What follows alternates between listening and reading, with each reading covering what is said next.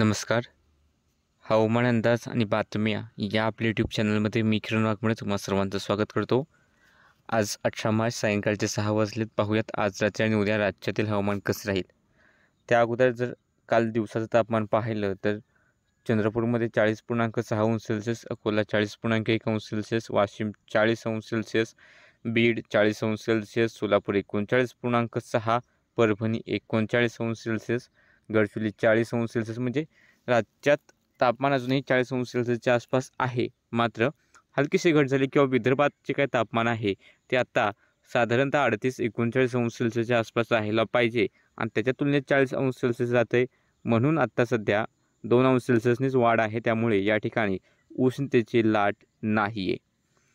बाकी सध्या जर आपण पाहिलं हवामान प्रणाल्या, पूर्वेकडून वाऱ्यांपासून येणारा बाष्प आहे त्याचा एक कमी दाबाचा पट्टा हा इकडे छत्तीसगडचा भाग आहे, मध्य प्रदेश विदर्भावाटे इकडे दक्षिणेकडे सरकताना दिसू लागलेला आहे.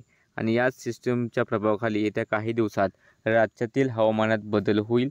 काही जिल्ह्यांमध्ये पावसाची शक्यता ही पाहायला मिळेल.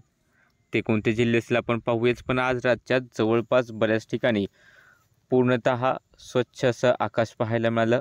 कसल्याही प्रकारचे ढग हे जास्त करून आज पाहायला मिळालेले नाहीत.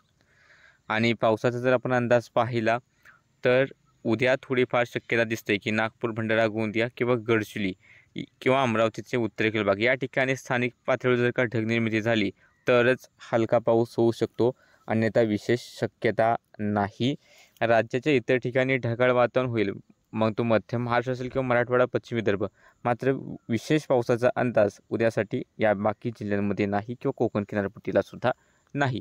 आणि जर आपण हवामान विभागाचा अंदाज पाहूयाच, पण त्या अगोदर तापमान जर पाहिलं तर अकोला, वाशिम, हिंगोली, यवतमाळ तापमान 40 अंश सेल्सिअस किंवा त्याहून थोडंसं अधिक पाहायला मिळू शकतं.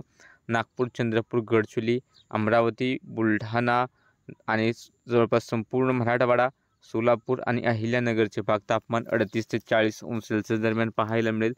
मध्य महाराष्ट्राचे बरेचसे भाग आहेत त्या ठिकाणी तापमान साधारणतः 38 अंश सेल्सिअसच्या आसपास पाहायला मिळेल.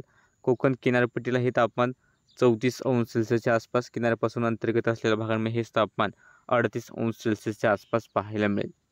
आणि जर आपण पावसाचा हवामान विभागाचा अंदाज पाहिला तर हवामान विभागाने उद्या नंदुरबार, धुळे, जळगाव आणि छत्रपती संभाजीनगर या जिल्ह्यांमध्ये हलका पाऊस किंवा हलका गडगडाट होण्याचा अंदाज दिलेला आहे.